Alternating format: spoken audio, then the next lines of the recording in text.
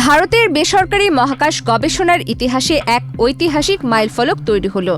দেশটির বেসরকারি প্রতিষ্ঠান স্কাইরুট অ্যারোস্পেসের তৈরি বিক্রম-1 রকেট সফলভাবে উৎক্ষেপণ করা হয়েছে। শনিবার অন্ধ্রপ্রদেশের শ্রীহরিকোটায় অবস্থিত সতীশ ধাওয়ান মহাকাশ কেন্দ্র থেকে রকেটটি উৎক্ষেপণ করা হয়। মিশন আগমন নামে পরিচালিত এই অভিযান ভারতের কোনো বেসরকারি প্রতিষ্ঠানের তৈরি রকেটের প্রথম সফল কক্ষপথে পৌঁছানোর অভিযান। নির্ধারিত সময় সকাল 11:30 থাকলেও কাউন্টডাউনের সময় সাময়িক বিরতির কারণে উৎক্ষেপণে কিছুটা বিলম্ব হয়। RICL TMX, যুগের পর যুগ স্থাপনা থাকে মজবুত। পরে স্থানীয় সময় দুপুর 12:05 রকেটটি সফলভাবে উৎক্ষেপণ করা হয়। উৎক্ষেপণের পর স্কাইরুট অ্যারোস্পেস জানায় বিক্রম-1 সফলভাবে পৃথিবীর নিম্ন কক্ষপথে পৌঁছে প্রায় 450 কিলোমিটার উচ্চতায় এর বহন করা সব পেলোড স্থাপন করেছে। রকেটটি প্রায় 350 কেজি পর্যন্ত পেলোড বহনে সক্ষম। এই অভিযানে রকেটটির ইঞ্জিন, নেভিগেশন, গাইডেন্স ও অন্যান্য প্রযুক্তির কার্যকারিতা পরীক্ষা করা হয়।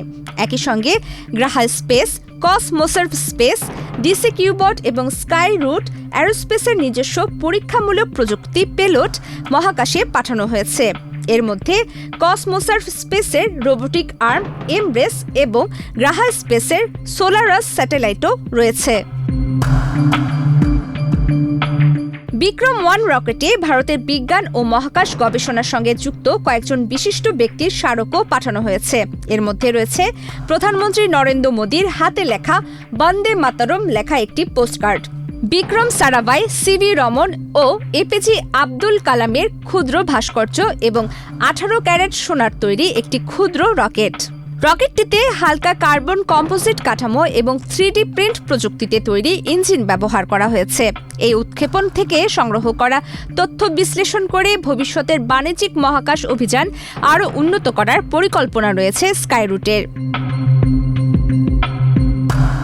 সফল উৎক্ষেপণের পর স্কাইরুট অ্যারোস্পেসের 2 সহ প্রতিষ্ঠাতা পবন কুমার চান্দানা এবং নাগা ভারত ডাকাকে ফোন করে অভিনন্দন জানান ভারতের প্রধানমন্ত্রী নরেন্দ্র মোদী। প্রতিষ্ঠানটির 2 প্রতিষ্ঠাতাই ভারতের মহাকাশ গবেষণা সংস্থা ইসরোর সাবেক বিজ্ঞানী।